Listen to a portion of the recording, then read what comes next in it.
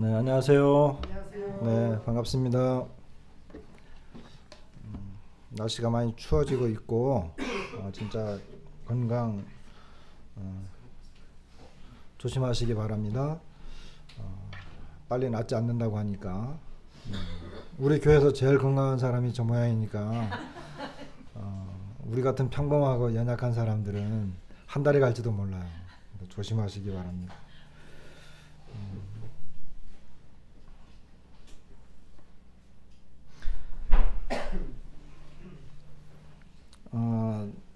준비를 이렇게 충분히 못했어요. 분량이 너무 많고, 그리고 분량이 너무 많았을 뿐만 아니라 어떤 부분을 집중적으로 조명해야 될지를 잘 몰라서 고민을 많이 했거든요. 그리고 시간이 많지 않았었는데, 어쨌든 오늘 본문 말씀은 마태복음 24장을 좀 보겠습니다. 마태복음 24장.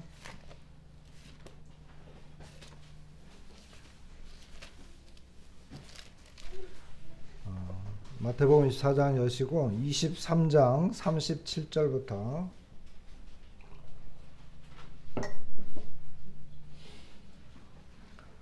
제가 읽어드리겠습니다. 예루살렘아, 예루살렘아, 선지자들을 죽이고 내게 파송된 자들을 돌로 치는 자여, 암탉이 그 새끼를 날개 아래에 모음같이 내가 내 자녀를 모으려 한 일이 몇 번이더냐. 그러나 너희가 원하지 아니하였도다. 보라, 너희 집이 황폐하여 버려진 바 되리라. 내가 너희에게 이르노니 이제부터 너희는 찬송하리로다. 주의 이름으로 오시는 이야 할 때까지 나를 보지 못하리라 하시니라. 예수께서 성전에서 나와서 가실 때에 제자들이 성전 건물들을 가리켜 보이려고 나아오니 대답하여 이르시되 너희가 이 모든 것을 보지 못하느냐. 내가 진실로 너희에게 이르노니 돌 하나도 돌 위에 남지 않고 다 무너뜨려지리라. 24장 1절에 예수님이 예루살렘 성전을 떠나가십니다. 마치 에스겔서에서 하나님의 그 영광이 예루살렘 성전을 떠나가서 예루살렘이 완전히 멸망당하는 것과 같은 내용과 유사합니다.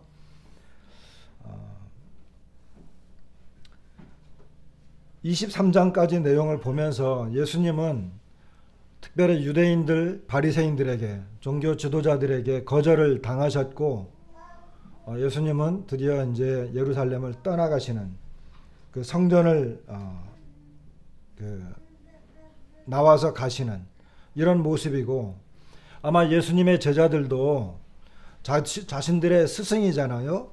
그리고 자신들이 메시아로 믿고 이제까지 따라왔습니다. 예루살렘 성까지 왔습니다. 그럼에도 불구하고 예수님은 유대 종교 지도자들에게, 그리고 특별히 제사장들에게 거절당하시는 이런 모습들을 제자들도 목격을 했을 것입니다. 그런데 이제 제자들이 성전에서 나와서 이렇게 가면서 성전 건물들, 그 성전 건물은 헤롯 왕이 이스라엘 백성들, 유대 민족들에게 이렇게 그 환심을 사기 위해서 완전히 새로 지은 그와 같은 성전인데 굉장히 화려하고 그 규모가 웅장했습니다. 그랬기 때문에 제자들이 그 성전을 예수님에게 이렇게 이야기하고 예수님도 그 성전의 가치에 대해서 인정해 주셨어요. 왜냐하면 성전에서 제사를 드린다든지 또 예수님께서 성전 정화 작업을 할 때 내 아버지 집이라고 언급을 하셨기 때문에 비록 그것이 헤롯 왕에 의해서 지어졌을지라도 인정하셨던 부분입니다. 그렇지만 예수님은 거절당하셨고, 이제 예수님께서는 예루살렘의 운명을 바라보시면서 정말 그 슬픔의 애가를 탄식할 수밖에 없는 이와 같은 그 모습을 우리가 보게 되었고, 제자들이 예루살렘 성전의 아름다움을 이야기하게 될 때 예수님이 말씀하셨습니다.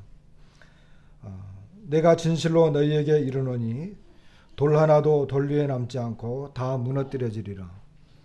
이것이 다른 사람의 말이 아니라 예수님의 말씀이었다라고 하는 것이 굉장히 중요합니다. 예루살렘 성전이 무너진다라고 하는 것은 그 누구도 상상할 수 없는, 그리고 누가 그와 같은 일을 할 수 있을까? 도저히 상상할 수 없는 내용입니다. 그리고 유대인들은 그때까지만 해도 예루살렘 성전이 다시 지어졌고 회복되었기 때문에 그들은 예루살렘 성전은 메시아가 다시 와서 왕조를 이루고 그 나라가 완전히 회복되고 부흥성기를 맞이하는 하나님의 나라가 완성되어지는 이와 같은 것들을 예상하고 있었기 때문에 예루살렘 성전의 파괴라고 하는 것은 그 당시 유대인들로서는 상상할 수 없는 내용입니다. 그럼에도 불구하고 예수님은 내가 진실로 너에게 말하는데 돌 하나도 돌 위에 남지 않고 다 파괴될 것이다, 이렇게 말씀하셨습니다. 그런데 이 내용이 우리 예수님께서 하신 말씀이었다라고 하는 것이 굉장히 중요합니다. 왜냐하면 예수님께서 하신 말씀이기 때문에 어떻게 될까요? 이것은 반드시 이루어진다라고 하는 것이었습니다. 이 내용의 말씀이 그대로 이루어졌습니다. 예수님께서 십자가에 매달리시고 난 다음 딱 40년이 흘렀습니다. 그래서 유대인과 로마 간의 전쟁이 일어났는데 이때 로마는 유대를 침공을 해가지고 예루살렘을 포위했고 특별히 예루살렘 성전을 중심으로 해서 그들이 예루살렘을 파괴했는데 이때 성전이 완전히 파괴되었고 예수님께서 말씀하신 그대로 돌 하나도 돌 위에 남지 않고 완전히 무너졌기 때문입니다. 요세푸스라고 하는 역사학자가 있는데 이 사람이 유대 전쟁사를 썼어요. 유대 전쟁사라고 하는 내용을 읽어보면 그 당시에 예루살렘이 얼마만큼 완벽하게 파괴당했고 그때의 참상을 이루 다 말로 표현할 수 없다. 예루살렘의 시체가 더미를 이루고 그 피가 강물을 이루었고 어린아이들 그리고 이 여인들 그 참상을 이루 다 이렇게 표현하기 어려울 정도로 예루살렘은 처참하게 파괴되었을 뿐만 아니라 예루살렘이 그 멸망당하는 그 실제적인 역사의 내용이 그대로 있는 것을 보게 됩니다. 그런데 이것이 우리 주님께서 지금 마태복음 24장에서 제자들에게 하신 말씀 그대로 이루어졌다고 하는 것입니다. 그리고 24장 그 지금 3절부터 쭉 이제 다음에 보게 될 터인데 요 내용은 예루살렘 성전이 파괴되어졌을 때 대부분 요 말씀대로 이루어졌을 뿐만 아니라 예수님께서는 이 내용을 40년 후에 일어날 예루살렘 성전이 파괴당하는 것뿐만 아니라 이제 마지막 때에 예루살렘이 어떻게 파괴되고 멸망당하는가 하는 것들에 대해서 예수님께서 말씀하셨다라고 하는 것입니다. 그래서 이 내용은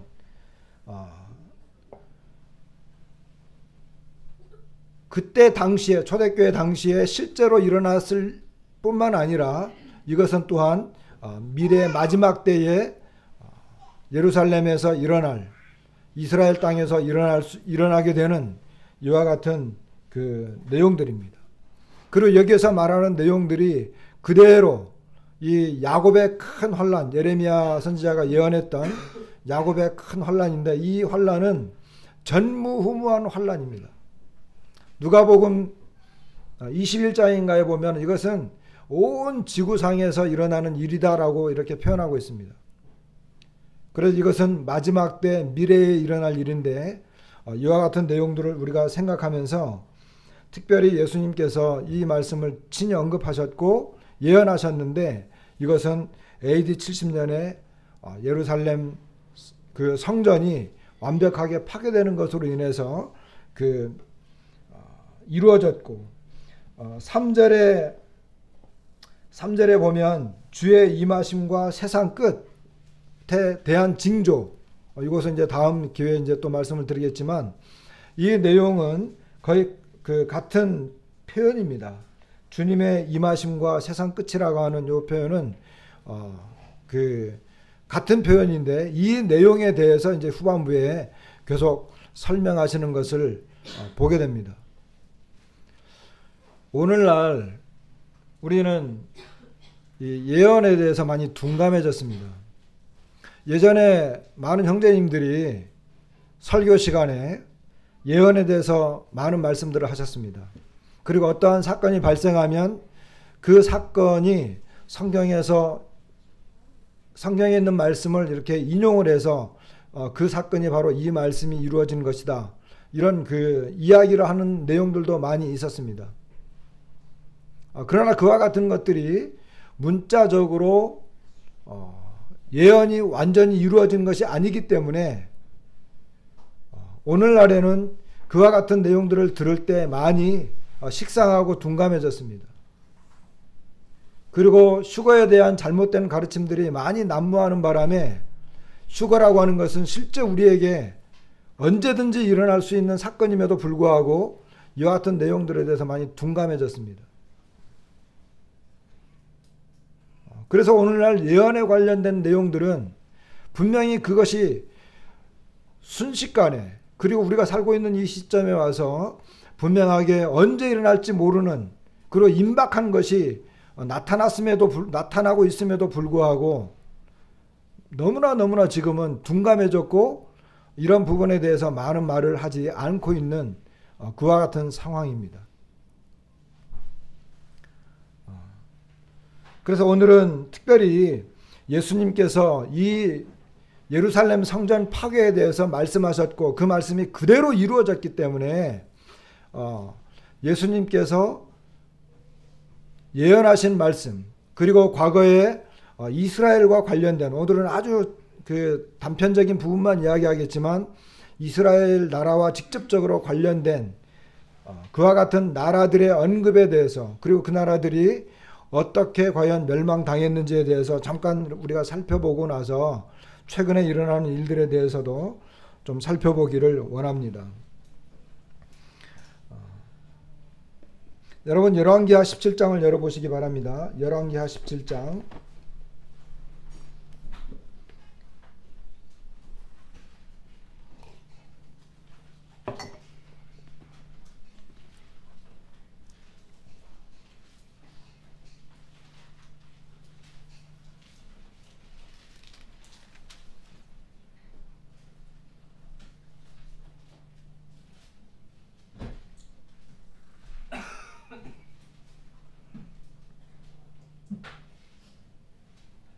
찾으셨으면 열왕기하 17장에는 이 당시에 이스라엘이라고 하는 나라는 마치 우리나라처럼 북왕국 이스라엘 10지파 그리고 남왕국 유다 보통 이렇게 설명을 합니다. 2지파 이렇게 쫙 남북으로 갈려져 있었는데 열왕기하 17장은 이 북왕국 이스라엘이 멸망당하는 그와 같은 내용이 기록되어 있는 장입니다.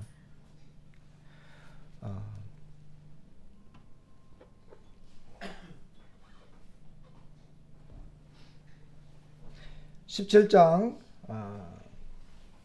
다 읽을 수 없기 때문에 5절에 보시면 아수르 왕이 올라와 그 온 땅에 두루다니고 사마리아로 올라와 그곳을 3년간 에워쌌더라.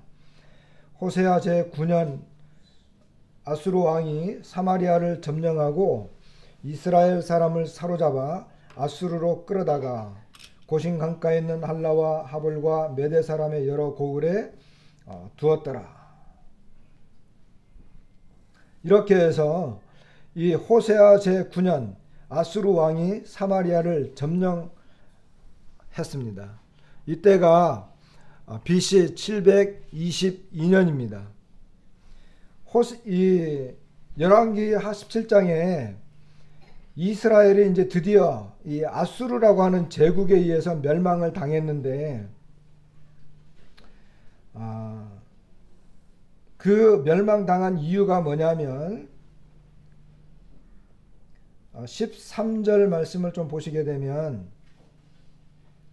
여호와께서 각 선지자와 각 선견자를 통하여 이스라엘과 유다에게 지정하여 이르시기를 너희는 돌이켜 너희 악한 길에서 떠나 나의 명령과 율례를 지키되 내가 너희 조상들에게 명령하고 또 내 종 선지자들을 통하여 너희에게 전한 모든 율법대로 행하라 하였으나 그들이 듣지 아니하고 그들의 목을 곧게 하기를 그들의 하나님 여호와를 믿지 아니하던 그들 조상들의 목같이 하여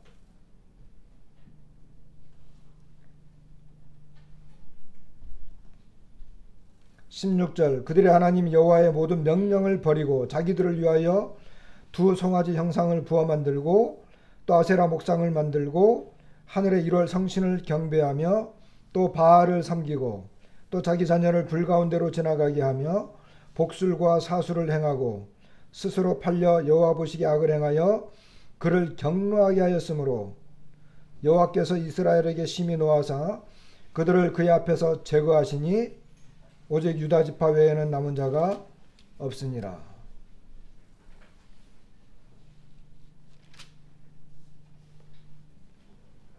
이렇게 해서 북왕국 이스라엘이 아수르에 의해서 722년에 완전히 멸망당했습니다. 하나님께서 선지자와 선견자들을 통해서 그들의 영적 상태가 너무나 악했고 그들의 우상 숭배하고 율법을 너무나 어겼기 때문에 그들을 하나님께서 말씀하신 그대로 제거해버리신 것입니다. 그 다음에 남아있는 유다, 남왕국, 이 남왕국도 결국은 멸망을 당했는데 이 내용이 열왕기 하 24장에 25장에 나와 있습니다. 24장을 좀 넘어가시면 다 읽을 수 없기 때문에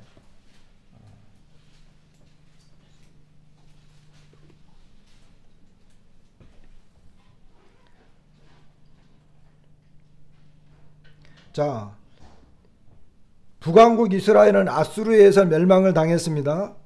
남왕국 유다는 아수르 제국 다음에 생겨난 바벨론 제국에 의해서 멸망을 당합니다.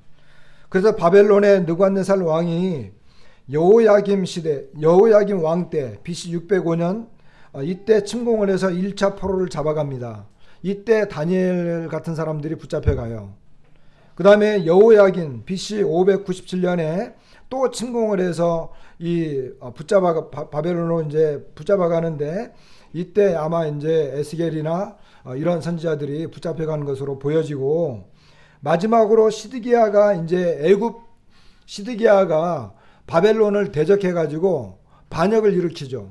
그리고 애굽과 손을 잡으려고 할 때 바벨론이 다시 쳐들어와가지고 애굽을 무찌르고 그리고 이제 다시 남왕국 유다를 완전히 몰살을 시키는데 이것이 3차 포로 열왕기하 25장 1절 이하에 나와 있는 내용인데 이때가 BC 586년입니다. 이때 바벨론에 의해 가지고 완전히 멸망을 당하는 것을 보게 되는데 역대하 36장 열왕기하고 비슷한데 역대하 36장 넘어가 보시면 여기에 그 예레미야 선지자가 이야기한 대로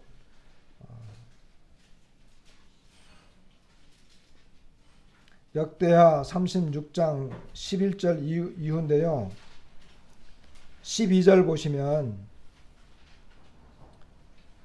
그의 하나님 여호와 보시기에 악을 행하고 선지자 예레미야가 여호와의 말씀으로 일러도 그 앞에서 겸손하지 아니하였으며 또한 느부갓네살 왕이 그를 그의 하나님을 가리켜 맹세하게 하였으나 그가 왕을 배반하고 목을 곧게 하며 마음을 완악하게 하여 이스라엘 하나님 여호와께로 돌아오지 아니하였고 모든 제사장들의 우두머리들과 백성도 크게 범죄하여 이방 모든 가증한 일을 따라서 여호와께서 예루살렘에 거룩하게 두신 그의 전을 더럽게 하였으므로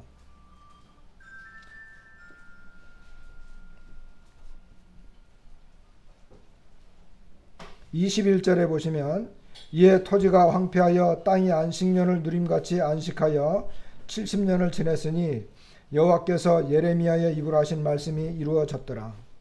이런 내용이 예레미야서 34장 38장에는 자세히 나와 있는데 시드기야 왕이 예레미야를 조용히 불러서 과연 바벨론이 우리를 침공할 것이냐, 우리가 내가 어떻게 했으면 좋겠니?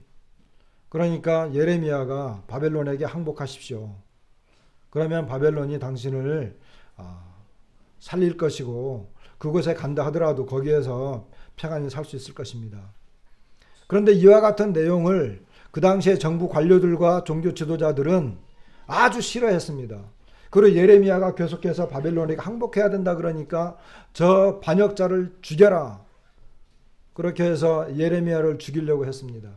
그러나 그것은 하나님으로부터 나온 말씀이었습니다. 그럼에도 불구하고 이 사실을 깨닫지 못한 타락한 이 정부 관료들과 종교 지도자들, 그리고 시드기야는 그들이 두려워서 예레미야의 말을 듣지 않고 결국 바벨론에게 반기를 들다가 완전히 멸망을 당하는데, 성경은 예레미야가 한 말 그대로 하나님께서 시드기야 왕에게 한 그대로, 시드기야는 그의 눈앞에서 두 아들이 죽임을 당하고 그의 두 눈이 뽑히고 결국 바벨론에 끌려갑니다. 우리는 이와 같은 역사적인 사실들을 바라보면서 하나님께서 반역하고 하나님을 대적하고 그리고 이 북왕국 이스라엘의 진정한 멸망의 원인은 영적 타락이었습니다. 남왕국 유다도 거의 마찬가지입니다. 그 근본 바탕에는 하나님을 대적하는 영적 타락이 멸망의 주된 이유입니다.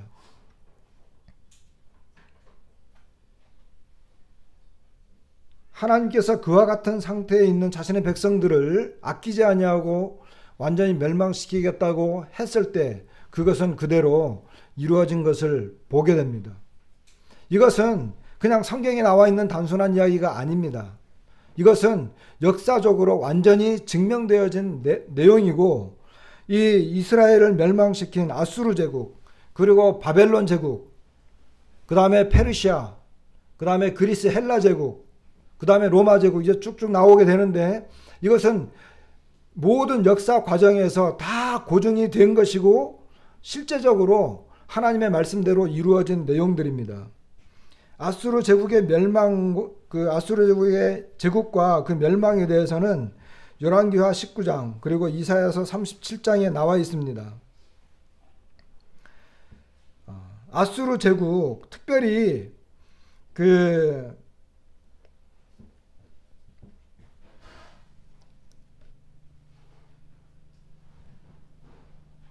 위의 것들은 이제 설명을 할 필요가 없고, 신아수르 제국이 934년, BC 934년부터 612년까지 있었는데, 특별히 여기 살마네셀 5세, 이 왕이, 이 당시의 왕이 아까 우리가 읽었던 열왕기하 17장 1절 5절에 나와 있는데, 그 사마리아를 공격합니다.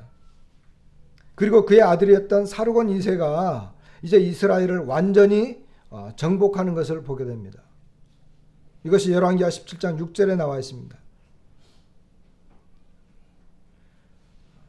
그리고 이 산헤립이라고 하는 705년부터 681년까지 살았던 이 왕은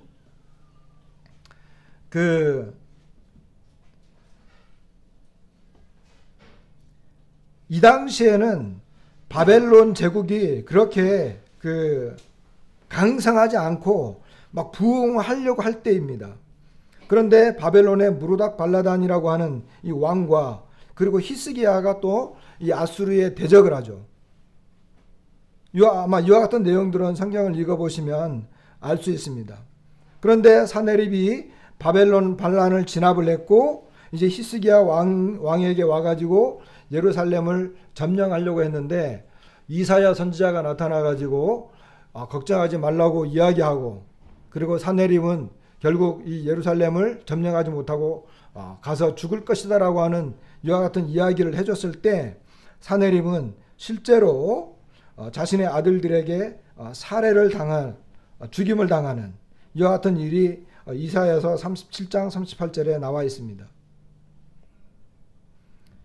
그리고 그 뒤를 이은 에살핫돈이라고 하는 왕은 유다의 므낫세 왕을 체포해서 구금하는 이런 일들이 벌어지고, 에살핫돈은 두 아들이 있었는데 두 아들 중에 아수르 바니팔이라고 하는 이 아들은 아수르를 치리하고, 그리고 두 번째 사메시 숨우킨이라고 하는 이 아들은 바벨론을 치리하라고 했는데 이 두 아들이 내전을 일으키게 돼요. 결국은 그 당시에 아수르 제국의 수도였던 니느웨, 여러분 니느웨 잘 아시죠? 니느웨 하면 생각나는 선지자가 요나죠. 요나만 아시죠? 요나 말고 또 누구가 있어요? 요나는 니느웨 성이 멸망당하니까 멸망당한다 그러니까 회개했고, 그 다음에 요나 선지자 다음에 누구?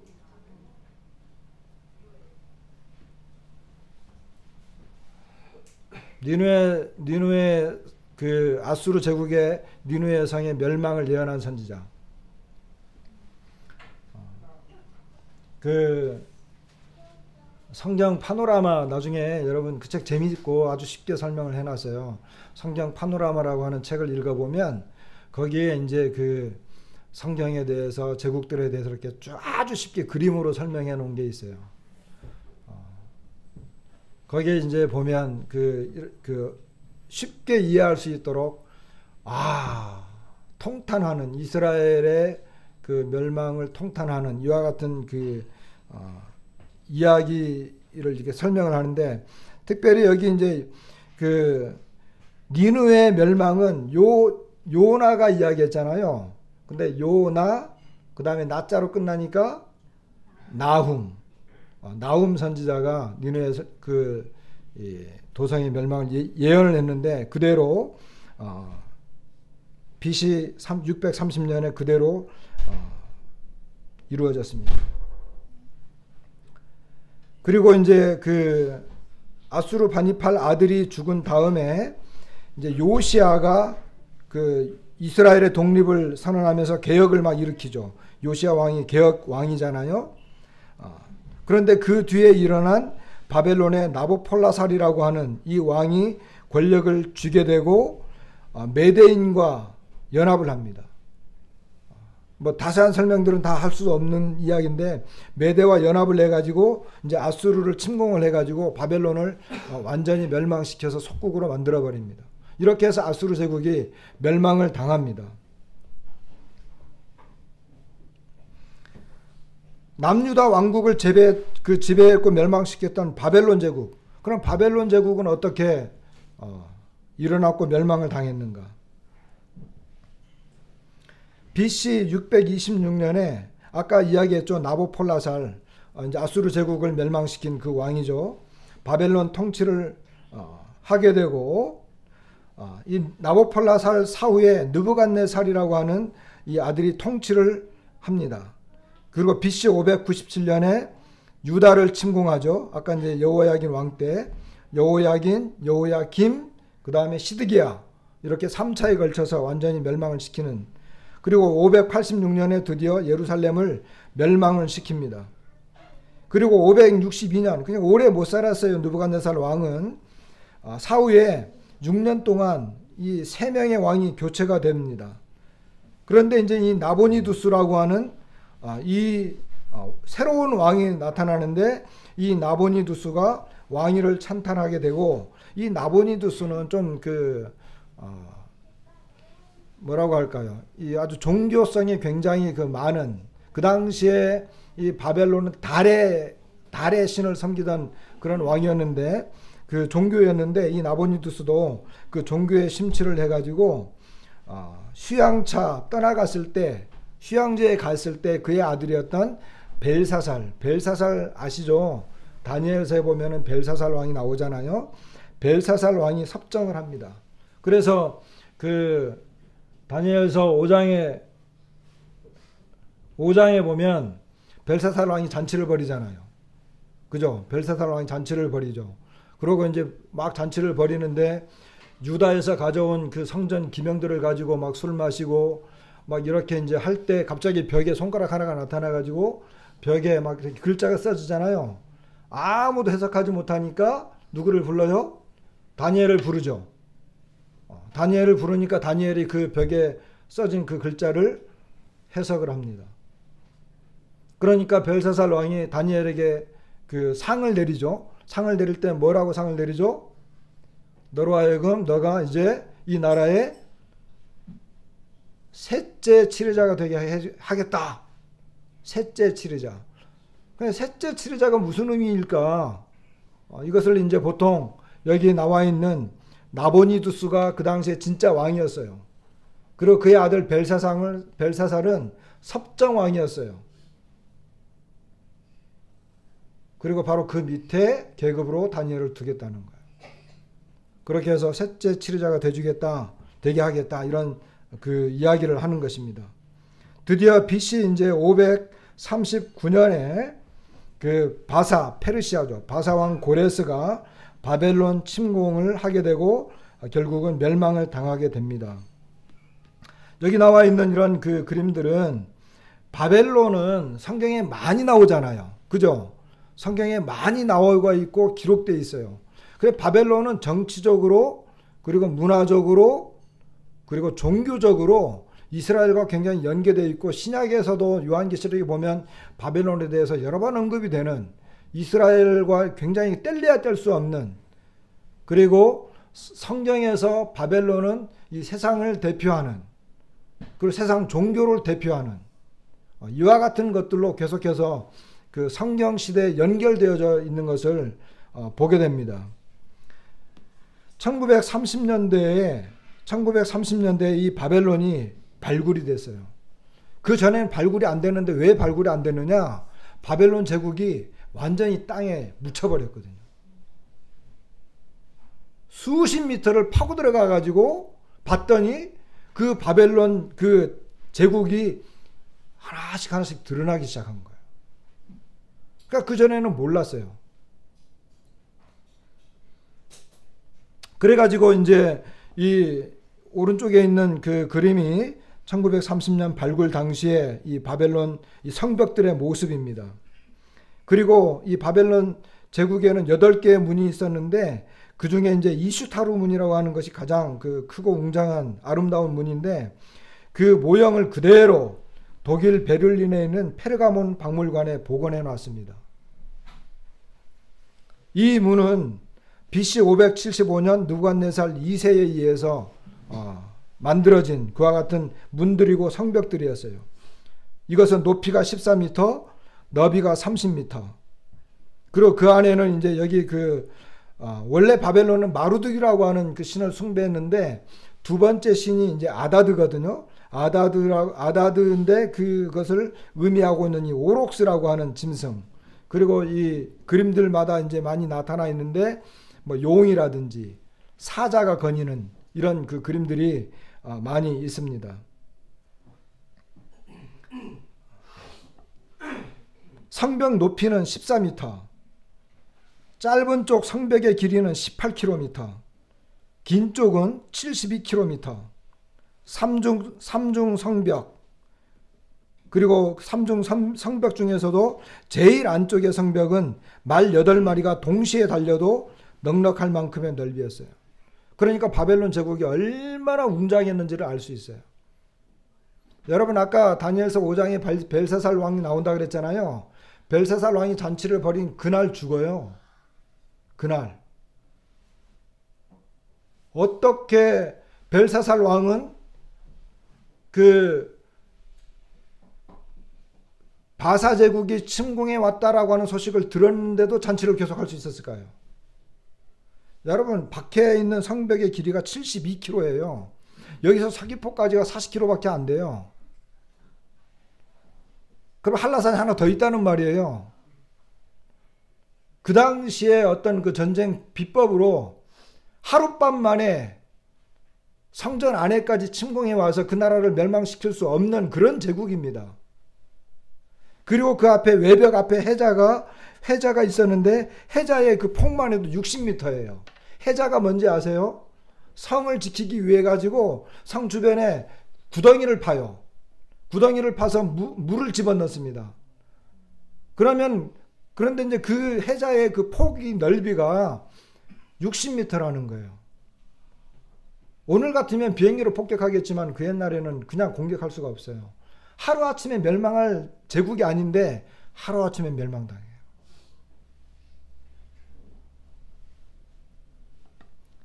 유다를 침공한 그 나라에 대해서 하나님께서 그 나라를 심판하시겠다라고 하셨는데 그 나라가 그런 식으로 멸망을 당했어요. 이와 같은 내용들은 이미 다니엘 선지자에 의해서 자세하게 예언이 됐어요. 하루는 이 바벨론에 이제 그 느부갓네살 왕이 꿈을 꿨잖아요. 꿈을 꿨는데 아무도 그 꿈을 이야기할 수가 없어요. 해석을 할 수가 없어. 해석뿐만 아니라 그 꿈의 내용이 뭔지도 몰라. 그랬는데 이제 이 다니엘이 그 꿈의 내용을 쭉 이제 이야기하고 심지어 해석까지 해줍니다. 그래서 열국의 역사에 대해서 다니엘서 2장과 다니엘서 7장에 이런 내용들이 나오게 되는데 이 다니엘서 2장은 신상에 대해서 그리고 다니엘서 7장은 이제 장차 일어나게 되는 여러 제국의 모습들을 어떤 짐승으로 표현을 했어요. 그래서 우리가 어느 정도 아는 것처럼 그 머리는 금, 어깨와 가슴은 그리고 두 팔은 은으로 되어 있고 그리고 가운데 허리 부분은 동, 그리고 두 다리는 철로 되어 있고 발은 철과 진흙으로 만들어져 있고 그 다음에 알 수 없는 커다란 돌이 떨어져 가지고 이 발을 완전히 부셔버리는 그리고 그거는 영원한 나라다라고 하는 것들을 우리가 다니엘서 2장을 통해서 알 수 있는데 다니엘이 이것을 그대로 다 해석을 해줘요. 다니엘서 2장에 보면은 머리에 금은 바로 바벨론입니다. 그리고 은은 뒤에 일어나는 그 메대와 바사 제국, 페르시아 제국입니다. 그리고 동은 그리스 제국, 그리고 철은 그 당시 그 다음에 나오게 되는 로마 제국. 그리고 발가락이 10개 있는 이것은 이제 신성 로마 제국이라고 해가지고 여기는 이제 이 사람은 이제 열국이라고 이제 이야기했는데 신성 로마 제국 또는 그 열국. 우리는 보통 신성 로마 제국, 부활한 신성 로마 제국을 보통 이야기를 하게 됩니다. 이제 이것이 이제 나중에 적그리스도와 연합하게 될 때 하나님께서 그 나라를 심판하고 이제 영원한 나라를 세우시겠다라고 하는 것인데 이와 같은 세부적인 내용이 이제 다니엘서 7장에는 사자라고 하는 짐승이 날개가 달린 사자라고 하는 짐승이 나오는데 이것은 바벨론 제국을 의미하고 그리고 갈빗대 세 개를 물고 있는 이 곰 이것은 메대와 바르샤 이 바사죠. 바사 제국 메대와 바사는 페르시아 제국을 말합니다. 그리고 표범 날개가 달린 표범 이것은 그리스 헬라 제국을 이야기합니다. 심지어 다니엘서 7장에는 헬라라고 하는 단어가 그대로 표현이 됐어요. 그래서 많은 학자들이 다니엘서 7장은 한참 후에 기록된 거다 이런 주장을 할 정도입니다. 그러나 그것은 이미 다니엘이 생존해 있을 때 하나님께서 그에게 미래를 보여주면서 실제로 이야기해 준 그와 같은 내용으로 우리가 믿고 있습니다. 그 다음에 이제 무섭고 놀라운 짐승 이것은 이제 로마 제국 이와 같은 것들이 기록이 되었는데 이와 같은 것들은 하나님께서 다니엘을 통해서 그리고 선지자들을 통해서 그대로 뭐예요? 앞으로 역사가 진행되어져 가고 그 나라가 어떻게 일어나고 어떻게 멸망당하는지 이와 같은 것들이 쭉 설명되어졌는데, 진짜 중요한 것은 뭐냐? 이와 같은 역사의 흐름이 하나님의 말씀에 기록된 대로 그대로 이루어졌다는 것입니다. 그것이 더 중요한 것입니다. 자, 오늘날 지금 이제 오늘날 마지막 때에 관련된 내용. 자, 그러면 생각을 해보세요. 이스라엘과 관련된, 이스라엘이 이제 멸망당할 때 이제 아시리아 제국에 의해서 멸망을 당했잖아요. 북왕국이. 그 다음에 남왕국은 이 바벨론에 의해서 멸망을 당했습니다. 영원한 제국은 없다라고 말씀하셨는데, 그리고 이제 이스라엘을 회복시켜야 되고 이스라엘을 침략했던 그 나라들이 그대로 이제 결국 멸망당한다라고 하는 예언들이 그대로 다 이루어졌습니다. 그래서 이 페르시아 제국이 일어났다가 또 멸망을 당했고, 그 다음에 그리스 제국이 일어났다가 그대로 멸망당했고, 로마 제국도 마찬가지인데 신성 로마 제국이 일어나고, 이 로마 제국이라고 하는 것은 그 제국이 멸망을 당했지만 그 어떤 시대적인 배경들은 그대로 현재까지 남아 있어요.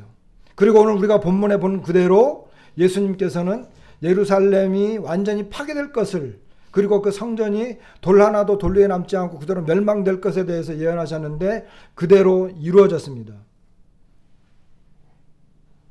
모든 역사와 사건들은 그대로 예언했고 예언된 그대로 이루어졌습니다.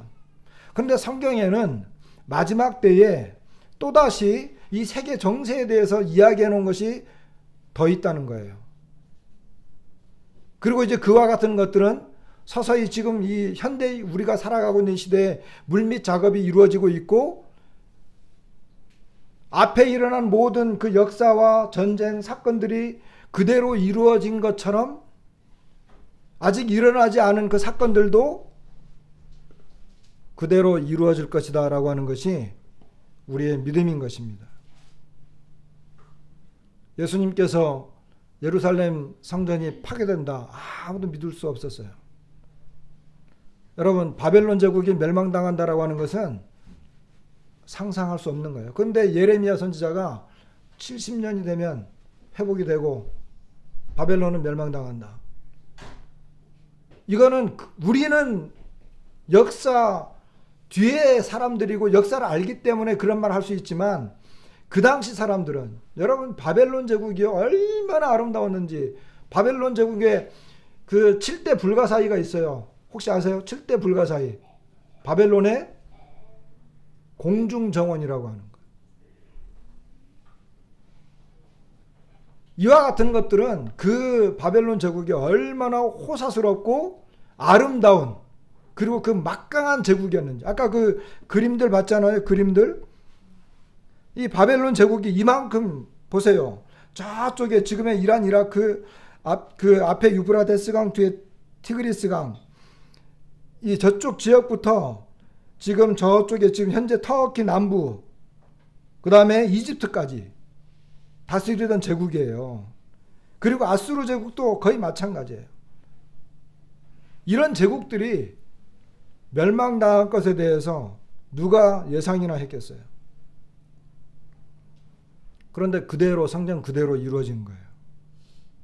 자, 그런데 성경에서는 또다시 마지막 때에 일어날 일에 대해서 우리에게 말씀하고 있는데, 그 중에 하나가 에스겔서 38장과 39장에 기록되어 있는 고개 전쟁이라고 하는 이 전쟁입니다. 에스겔서 38장 열어보시기 바랍니다.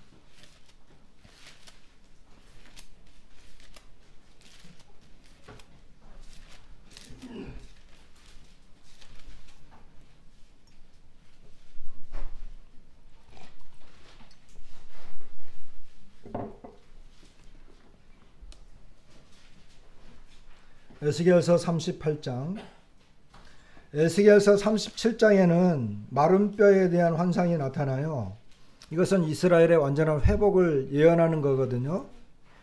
그리고 이스라엘의 이제 회복에 대해서 약속을 하신 다음에 에스겔서 38장과 39장에 이 이스라엘을 침공하는 이와 같은 현상이 나타나는데, 이스라엘이 침략을 받고 그리고 하나님께서 그 이스라엘을 구원하고 하나님의 영광을 나타내는 이와 같은 내용이 나온 다음에 에스겔서 40장에 가면 이제 에스겔의 성전이라고 하는, 에스겔의 성전, 다시 말하면 이스라엘이 완전히 회복돼서 이제 성전이 세워지고 거기에서 이스라엘 백성들이 예배를 드리는 이와 같은 그 역사였던 그 문맥의 흐름이 그렇게 나와 있어요. 근데 오늘은 그 중간에 있는 에스겔서 38장에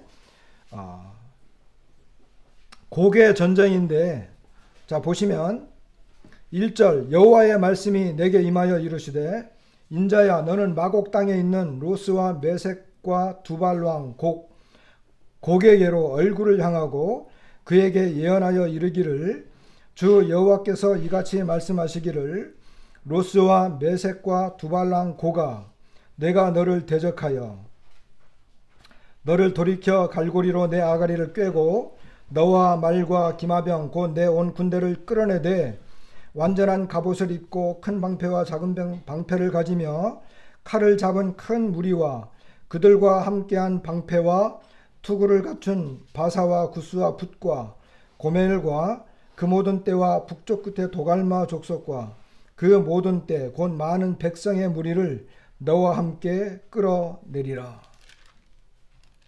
자, 여기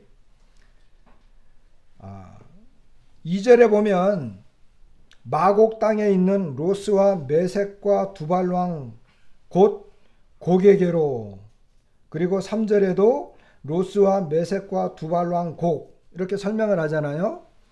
그런데 여기 이 번역에 문제가 있는데, 저는 우리말 개정 번역판보다는 NIV 또는 킹제임스 번역, 그리고 많은 다른 사본에 있는 번역에는 어떤 식으로 번역을 하느냐 하면, 여기 로스라고 하는 것은 로스가 성경에 나라로 등장한 적이 한 번도 없어요. 로스라고 하는 이 표현이. 그럼 로스는 뭐냐면 우두머리, 왕, 그러니까 머리라고 하는 의미의 단어예요. 그럼 이것을 이렇게 설명할 수 있어요. 메섹과 두발의 우두머리, 그 왕이 고기예요. 무슨 말인지 아시겠어요? 메섹과 두발의 우두머리 왕 이렇게 번역하는 것이 더 타당하다. 보통 이렇게 합니다. 우리말 개정 성경에는 이렇게 이제 로스와 메섹과 두발 이렇게 세 개의 나라처럼 보이지만, 사실은 메섹과 두발의 우두머리인 왕 곧 이 곡이 바로 왕의 어떤 호칭 이와 같은 것을 말하는데, 이 메섹과 두발이라고 하는 이 나라가 그 5절에 보면 그들과 함께한 방패와 투구를 갖춘 바사, 그리고 구스, 붓, 그리고 고멜, 그리고 북쪽 끝에 도갈마 족속, 이런 나라들과 연합을 해가지고 이스라엘을 어떻게 침공한다라고 하는 것입니다. 제가 예전에 이 에스겔서 38장을 이제 우리 형제님들에게 말씀을 이렇게 들을 때에는요, 여기 이 로스는 러시아다. 그리고 메섹은 모스크바. 뭔가 좀 이렇게 비슷하죠. 이런 식으로 이제 배웠어요. 그러나 오늘날 이와 같은 식으로 이 내용을 뭐 이렇게 해석하는 사람은 아무도 없습니다. 이것이 이제 점점 어떤 고증이 일어났고 해석학이 발달하면서 그 당시에 그런 식으로 했던 것은 하나의 언어학적인 방법으로 이것을 표현한 것인데, 자료상 그리고 성경상에 나와 있는 표현들을 봤을 때는 그것이 아니고 마곡 땅에 있는 그 메색은 아수르식 표현으로 말하면 무스크, 그리고 두발은 투발디 또는 타발, 이와 같은 표현으로 말하는데, 이 뭐 로스나 모스크, 메색은 모스크바라고 한다면 예전에는 보통 그러니까 지금의 러시아를 말합니다. 러시아 지역에 있는 나라들을 언급한다라고 했는데, 그렇게 이제 견해를 보는 사람들도 있는가 하면, 최근에 많은 학자들의 견해는 이것이 터키, 지금의 튀르키예 지역에 있는 나라들로 보통 인식을 하고 있습니다. 저는 이 견해가 조금 더 타당하고 가깝다, 이렇게 보여집니다. 앞에 이제 지도가 보이시죠? 그래서 터키 중앙부와 동부, 여기는 이제 터키 싹 싸잡았는데, 그 중앙부에 있는 메색, 그리고 약간 그 동쪽에 있는 것, 이쪽에 이제 두발,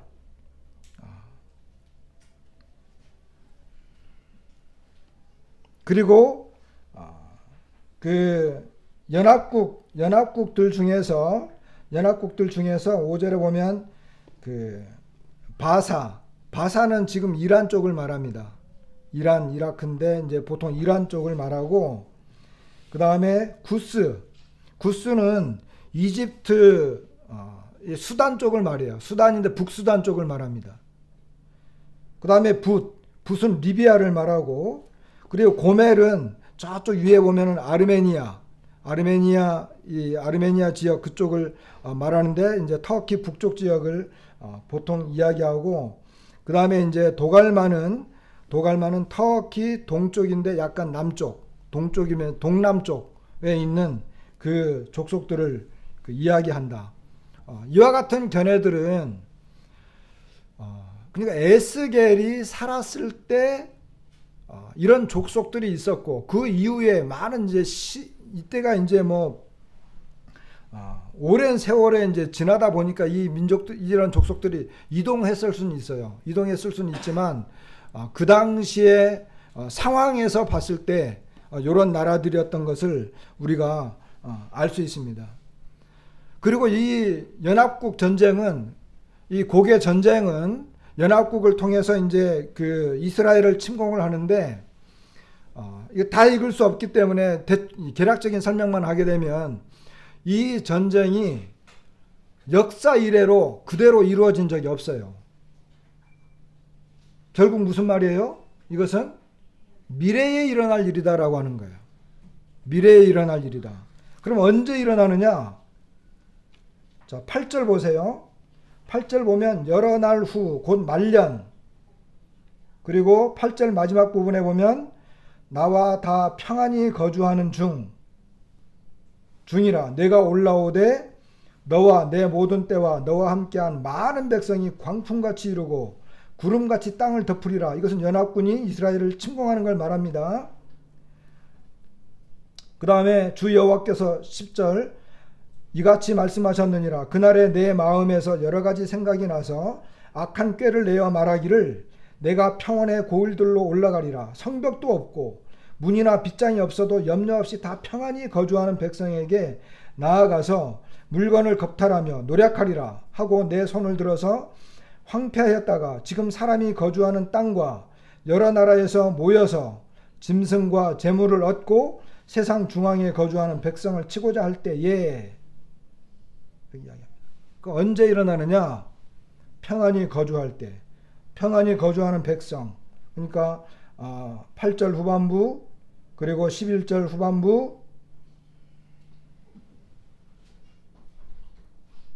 그리고 12절에 조금 중요한 표현이 있는데, 황폐하였다가 사람이 거주하는 땅.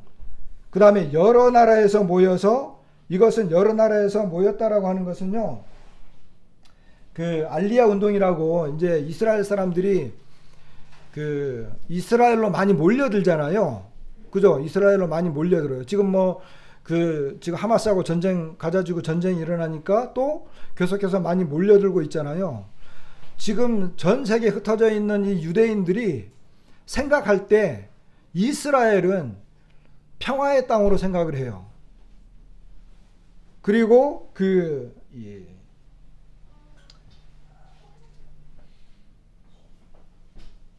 안식을 주는 이와 같은 땅으로 그들이 여기고 있어요. 그래서 몰려들고 있는 그런 상황입니다. 그런데 특별히 이스라엘은 뭐가 있느냐 하면은 그 짐승과 재물, 이 짐승과 재물이 많이 있어요. 그러니까 이스라엘이 경제적으로 굉장히 군사적으로 많이 이렇게 부유하고, 이 평안이 거한다라고 하는 것이, 평안이 거한다고 그래가지고 성벽도 없고 문이나 빗장이 없을 때를 말하는 거거든요. 이것은 이스라엘이 거의 무방비 상태에 있을 때를 언급하는 것이라고도 보통 이야기하지만, 오늘날의 시점에서 봤을 때에는 이스라엘이 지금 보세요. 이스라엘이 경제적으로 굉장히 부강한 나라가 됐습니다. 그리고 군사력도 거의 세계 한 15, 16위 정도 되는 막강한 군사력을 갖고 있어요. 그리고 지금 이스라엘은 어떤 미국의 그늘 아래 있으면서 굉장히 어떤 면에서 안정적인 모습을 갖고 있어요. 전쟁은 일어나고 있고 중동 주변에 이렇게 어떤 상태는 그렇지만 상당히 안정적인 모습으로 있어요. 그래서 이것이 우리가 보통 알기로 이 사건이 언제 일어날 것이냐, 이것은 보통 환란기 중반쯤일 것이다. 그 근거가 뭐냐면 평안이 거할 때라고 그랬거든요. 그럼 평안이 거할 때가 언제냐? 적그리스도가 이스라엘과 평화협정을 맺어서 이스라엘이 평안이 거할 때, 그런 견해가 많이 있고, 그러나 이 평안이 거한다라고 하는 이 주장은 그때일 수도 있지만 지금 정치적으로, 군사적으로, 경제적으로 상당히 안정적인 모습을 보이고 있는 지금도 된다라고 하는 거예요. 이 내용이.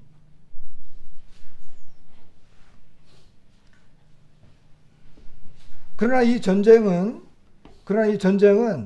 하나님께서 개입을 해가지고 이 연합국을 완전히 멸망을 시키는 것으로 종결이 납니다.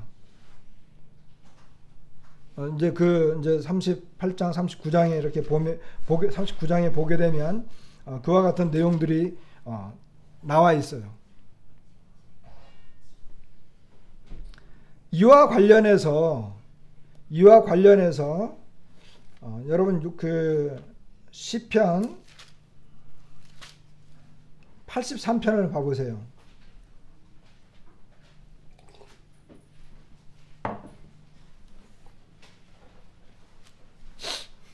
시편 83편에도 보면 전쟁과 관련된 내용이 나오는데, 요 내용은 그냥 어떤 탄원의 시일 수도 있지만, 많은 이제 학자들은 이것이 하나의 또 마지막 때 일어날 전쟁에 대한 이야기일 수도 있다, 이렇게 이제 이야기를 많이 합니다. 83편 3절부터 보겠습니다. 그들이 주의 백성을 치려하여 간계를 꾀하며 주께서 숨기신 자를 치려고 서로 의논하여 말하기를, 가서 그들을 멸하여 다시 나라가 되지 못하게 하여 이스라엘의 이름으로 다시는 기억되지 못하게 하자 하나이다. 그들이 한 마음으로 의논하고 주를 대적하여 서로 동맹하니 곧 에돔의 장막과 이스마엘린과 모압과 하가린이며 그발과 암몬과 아말렉이며 블레셋과 두로 사람이요 아수르도 그들과 연합하여 룻 자손의 도움이 되었나이다. 이런 이야기를 합니다. 근데 여기 이제 굉장히 재밌는 표현이 뭐냐 하면, 4절에 보면 말하기를, 가서 그들을 멸하여 다시 나라가 되지 못하게 하여 이스라엘의 이름으로 다시는 기억되지 못하게 하자. 그들의 목표가 나와 있어요. 그들이 이 이스라엘이라고 하는 나라를 완전히 없애버리겠다는 거예요. 여러분, 지금 이스라엘을 가운데 놓고 이슬람 세력권으로 꽉 둘러싸여 있는데, 이슬람 세력권의 나라들이 목표가 뭔지 아세요? 목표가 이스라엘을 밀어버려 가지고 지중해로 그냥 밀어버리겠다는 거예요. 그래서 이스라엘이라고 하는 나라가 완전히 사라지도록, 그 이름이 완전히 지워지도록 하는 것이 그들의 목표예요. 특히 그 중에 가장 강력하게 이것을 주장하는 나라가 이란이에요.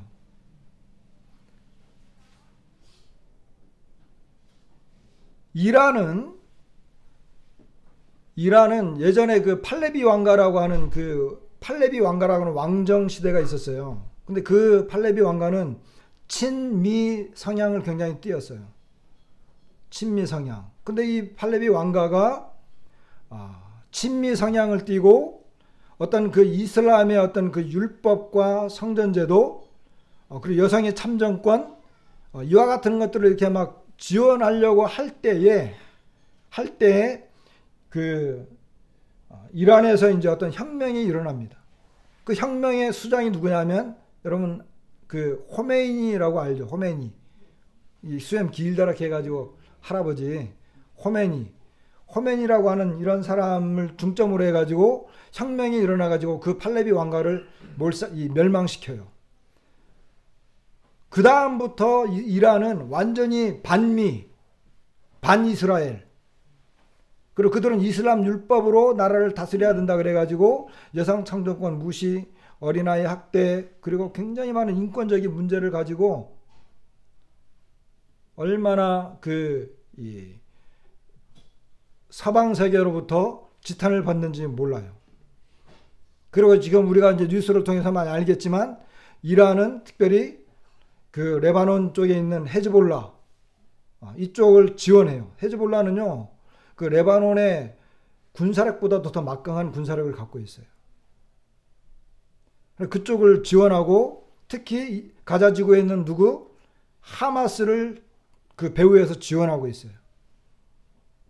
그리고 이란은 그 핵무기를 개발을 해가지고, 이제 핵무기를 개발을 해서 이스라엘을 어떻게 완전히 멸망시키겠다. 그럼 이스라엘은 어떻게 해요? 이스라엘은 그거는 못 봐주거든요. 그러니까 미국이 반대해도 이스라엘은 이란이 그 핵무기를 만들지 못하도록 거점지들을 그 파괴시켜버리고, 그 이란의 목표는 뭐냐 하면은, 이란의 목표는 이스라엘을 완전히 멸망시키는 것이 그들의 목표예요.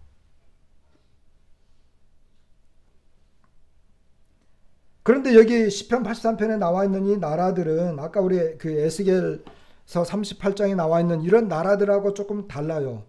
여기 그 시편에 나와 있는 이 나라들은 대부분 보면 이제 그 레바논 주변, 그리고 그 사우디아라비아, 그리고 이라크 시리아 쪽,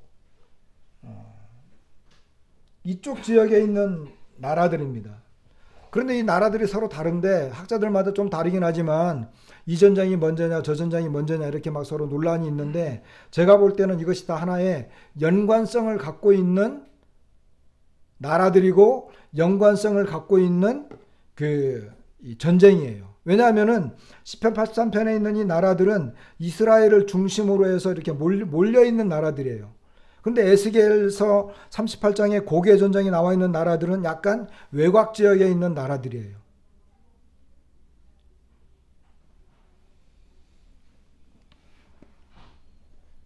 그럼 이것이 이런 전쟁들이 언제 일어날 것이냐? 언제 일어날 것이냐라고 하는 것이 굉장히 중요하잖아요. 근데 이것이 마지막 때인데, 많은 그 주장들이 있긴 있습니다만은, 대부분 보면은 환란 중반기, 또는 환란 전 초반, 또는 환란이 일어나기 직전, 보통 이렇게 이야기를 해요. 그리고 환란기 후반에 일어나는 전쟁이 우리가 잘 알고 있는 것처럼 아마겟돈 전쟁이죠. 이 아마겟돈 전쟁은 6번째 대접이 이제 퍼부어질 때 아마겟돈 전쟁인데, 이것도 이제 연합국에 의해서 특별히 이 적그리스도의 지배 아래에서 이스라엘을 침공하는 전쟁이죠. 이것은 환란기 후반에 일어나는 것이기 때문에, 아까 이 고개 전쟁, 어떤 사람들은 고개 전쟁과 아마겟돈 전쟁이 유사하기 때문에 하나로 봐야 된다 하는 주장도 있지만, 그러나 이제 자세히 보면 서로 다른 부분이 많이 나와요. 그래서 아마겟돈 전쟁은 대부분 환란기 후반에 일어나지만 곡전쟁은 환란기 초반에 일어날 것이다. 그리고 시편 83편에 있는 이 전쟁은 환란기 직전에 일어날 가능성이 크다. 이렇게 설명을 해요.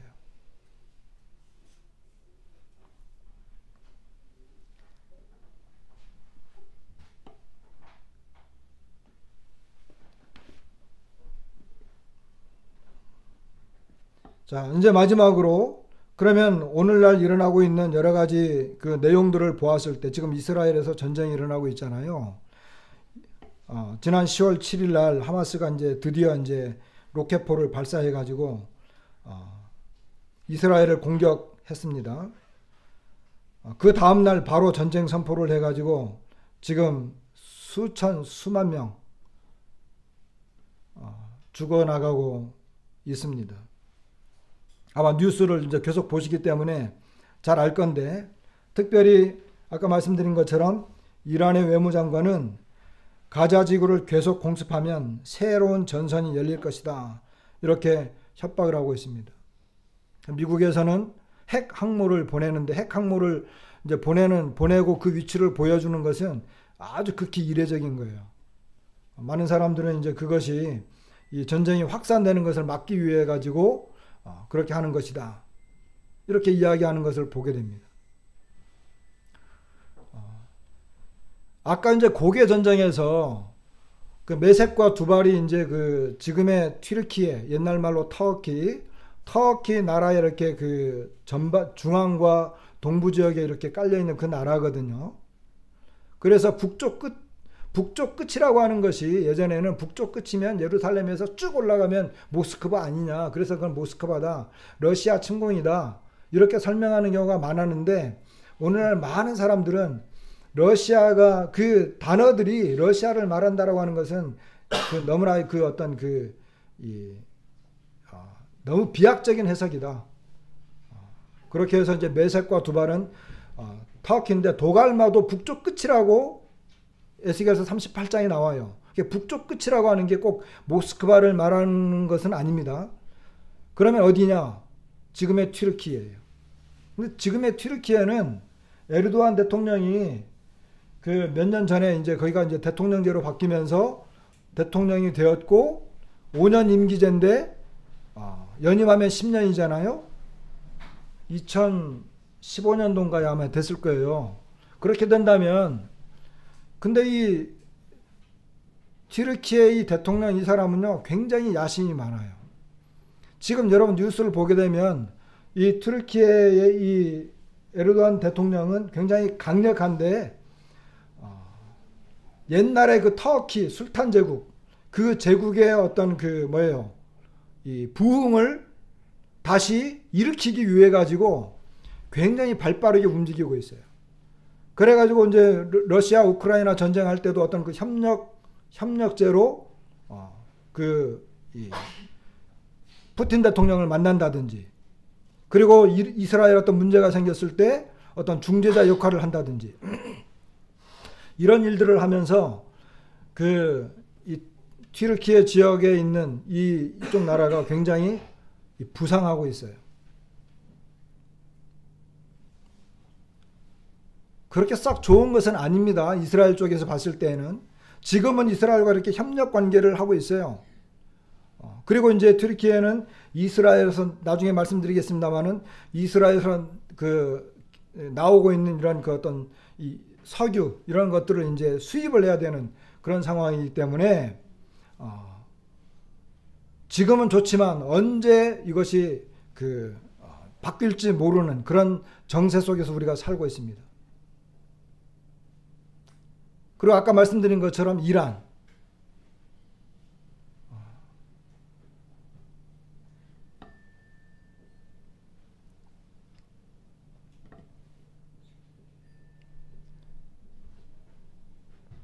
이것이 그냥 바로 떠버렸는데 제가 이제 다음에 설명하려고 했는데 이게 나와버리니까, 이것은 이제 조선일보에 나온 내용인데 조금 길지만 한번 볼게요. 영원한 동산의 보물, 성경대로 파봤더니 석유, 가스가 나왔다.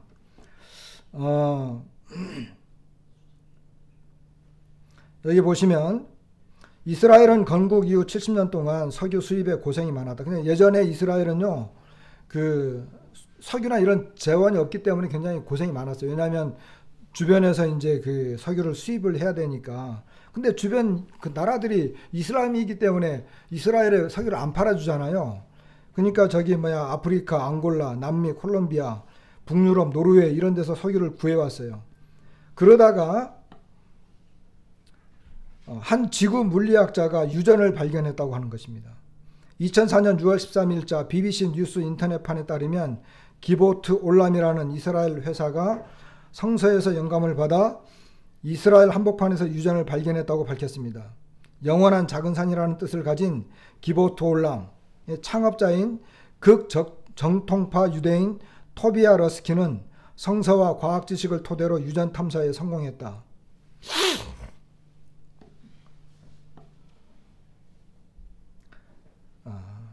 히브리서 신명기의 한 구절과 이 구절에 관한 중 랍비 라시의 해설을 읽은 것이 계기가 됐다라고 이렇게 말하고 있습니다.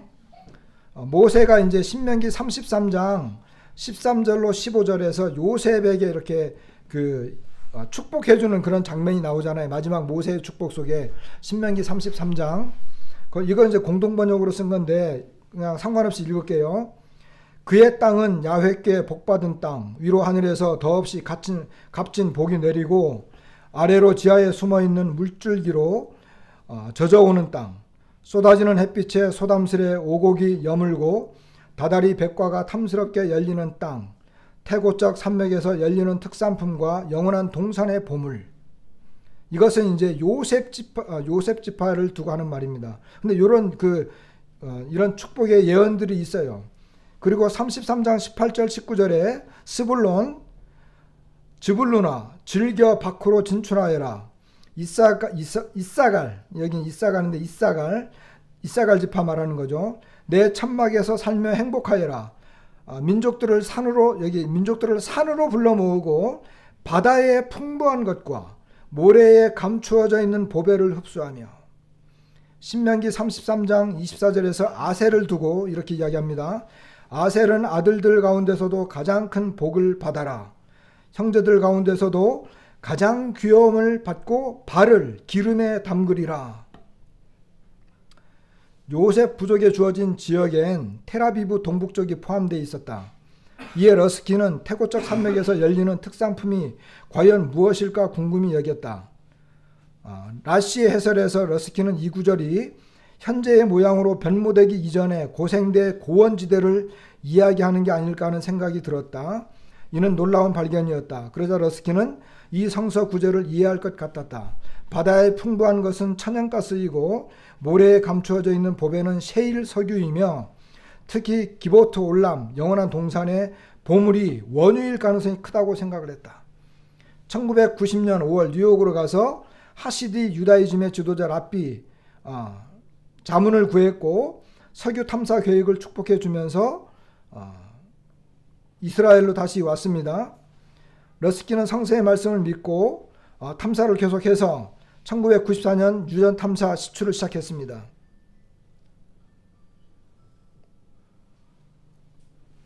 탐사 시작한 지 10년, 2004년에 경제성 있는 셰펠라 유전이 터졌습니다. 이 사진은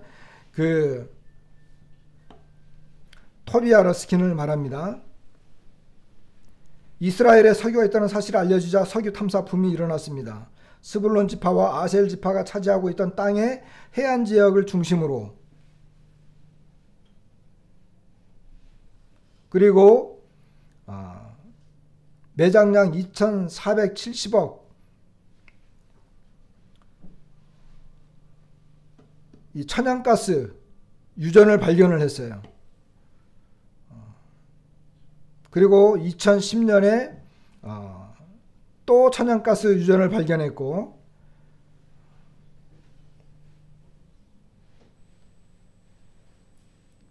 그리고 2013년 세계에너지협회 발표에 따르면 이스라엘 북부 세펠라 지역에서 셰일 석유는 모래에서 나오는 그런 이 석유입니다. 매장량은 세계 최고인 사우디아라비아의 2,600억 배럴의 버금가는 2,500억 배럴, 세계 2위 수준. 여기 사진에 나와 있는 이 지역이 이제 유전 지역들이고 지금 계속 나오고 있는 그런 지역입니다.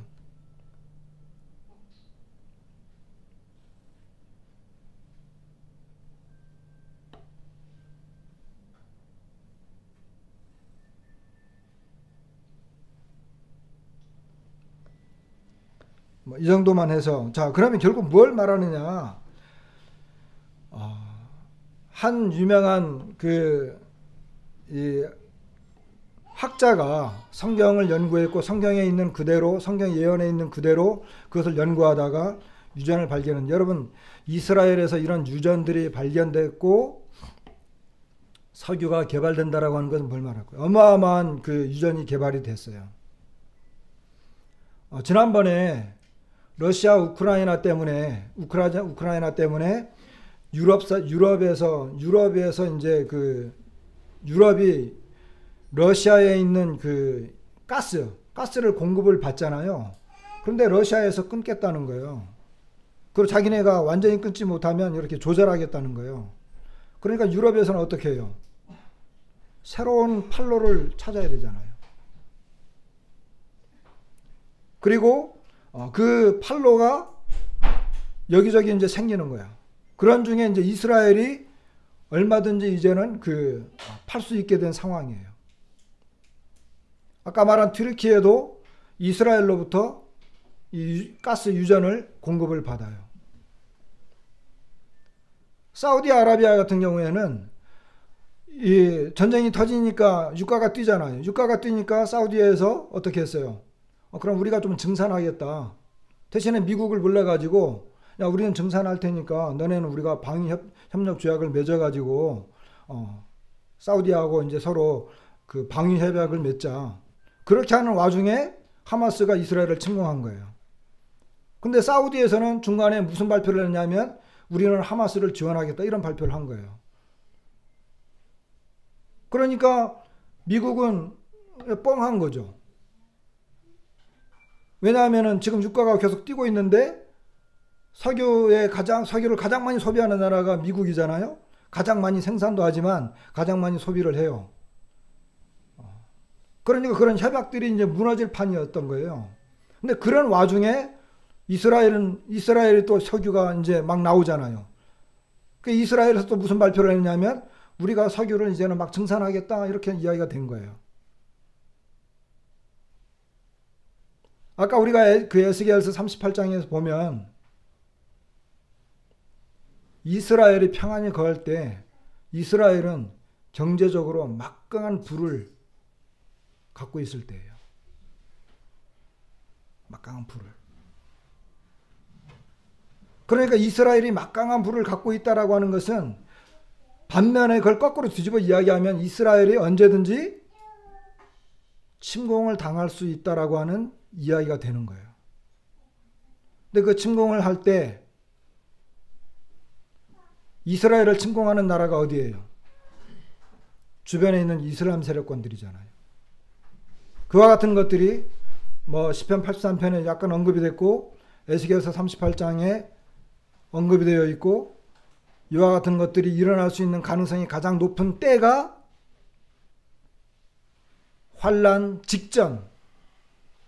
에스겔서 38장에 보면은요, 그 나라들이 연합군들이 이스라엘을 침략을 했는데 그들이 하나님에서 완전히 멸망을 당해요. 근데 멸망을 당했는데 와가지고 그 사람들의 무기 이런 것들을 불태우는데 몇 년 걸리느냐면 7년 걸려요. 7년. 그러면 7년 걸린다 그러면 이것이 이제 어떤 환란기 때의 전쟁이라고 했을 때 7년 환란이라고 우리가 생각을 한다고 하면 7년 환란기 후에 주님이 재림하니까, 주님이 재림하면 바로 천년왕국으로 들어가야 되거든요. 그러니까 요 사건은 7년 환란기 전반부에 반드시 일어나야 되는 상황이에요.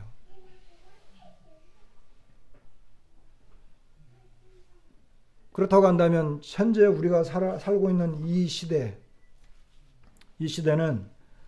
지금 얼마 전에 미국과 러시아는 군축 협약하는 그 조항들이 있었는데 그걸 다 이제 무시해 버렸어요. 다 이제 폐기 처분시켰어요. 그리고 북한도 지금 무기를 지금 이렇게 수출하고 있고,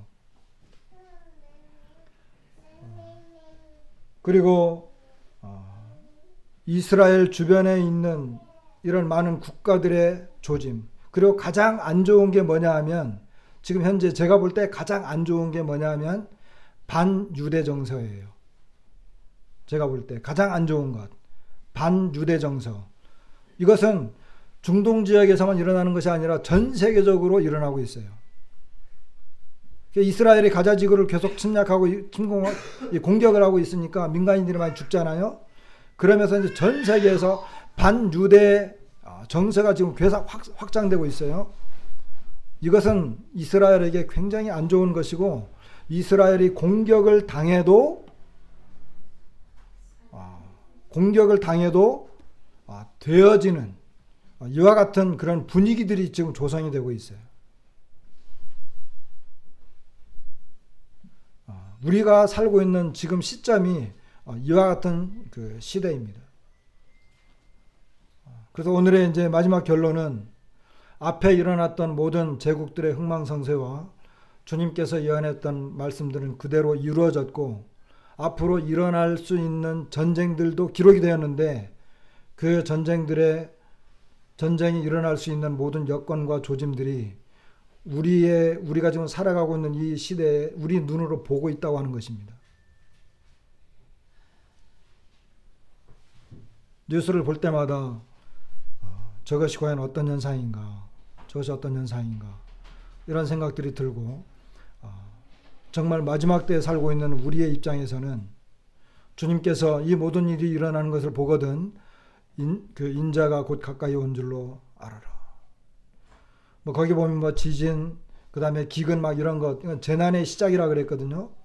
다음에 보겠습니다만은, 재난의 시작이라고 하는 표현은, 재난의 시작이다라고 하는 표현은 시작이지만 아직 끝은 아니라 그랬거든요. 이 재난의 시작이라고 하는 것은 어떤 표현이냐면, 산모가 진통하는 표현이에요. 산모가 애 낳을 때 그냥 배 아파 그냥 하고 바로 애를 낳는 게 아니잖아요. 진통이 시작되잖아요. 그러다가 어느 날 갑자기 애가 나온단 말이에요. 그 진통의 시작이 이미 시작이 됐고, 우리는 그것을 이렇게 바라보면서 살아가고 있는 그와 같은 시대에 살고 있습니다. 그래서 우리는 주님이 제자들에게 또 우리에게 명하신 것처럼 이 모든 일이 일어나는 것을 보거든 인자가 곧 가까이 왔다라고 하는 것을 기억하고 깨어 있어라. 이러한 말씀에 우리가 주의를 가져야 되는 그런 시점입니다. 말씀을 마치겠습니다.